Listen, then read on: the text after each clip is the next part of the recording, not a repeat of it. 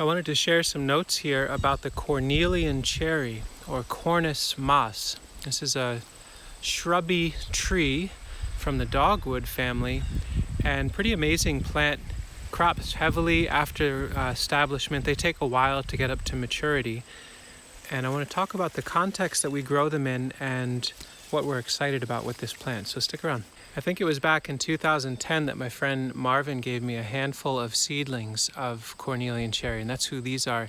And I planted them in the landscape in a few spots that I understood to be good for them, and it feels like overall they're quite happy. So here's this one specimen that is dripping with fruit, really nice, healthy size, very much no disease or any of that kind of stuff. And it's right on the woodland edge. It's got a huge larch overstory just to the north of it. So I'm looking at it from the south, and it gets a fair bit of sun, but there's a tulip poplar right over here, casting shade. The late day is pretty much entirely shade. That's looking off to the west and a little north. So in partial shade, this is a very happy and very productive plant. There's that same Cornelian cherry right there. As I look further north into this grove, you can see some tests that I did when I first planted them out. There are those three larch again. And deeper in, now we're talking much more shady context, these are more Cornelian cherry in here. And they were planted the same year. Vegetatively, very, very happy. Very solid plants overall. But fruiting-wise, there's a lot less, at least on some of them. Here's one in this shaded grove. Now they get just about no direct sunlight in here, just dappled hither and thither. And it's not a massive crop, but that is a fair bit of fruit for such a shaded context. And the key with these is eating them as fresh fruit is not all that fun overall, but if you're going to do it, wait for drops. This is like the American persimmon. You kind of want to collect Cornelian cherry off the ground, not pluck them from the tree. So planted in 2010, some in partial sun with very happy and productive responses, some in nearly full shade and still enough fruit that it's worthwhile to plant them.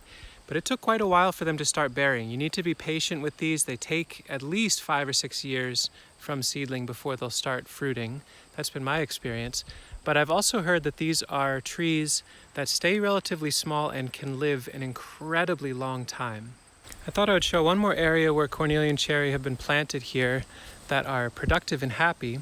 So right now I'm looking north. I'm from the south, and this may be a familiar sight from other videos. This is some of our nursery area. Definitely full sun, mainly full sun context right up in the front here on the southern end. You can see we've got a whole bunch of hazelnuts. This whole overstory is hazelnuts in here. The true top overstory canopy is larch and spruce.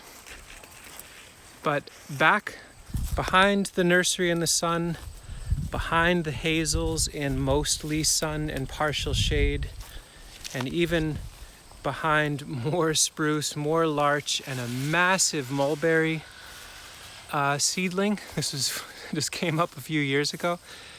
Underneath all that shade, all those layers, is Cornelian cherry. And here they are. They're not nearly as ripe as the ones by the road, but they're getting there. And this one is really pretty darn loaded with fruit. And to its north, in the shade of even that, is another Cornelian cherry. This one making much darker fruit. Really beautiful, and that's quite a bit of fruit for this much shade, for sure. You can see the trick here. I don't look up to collect fruit. I look down.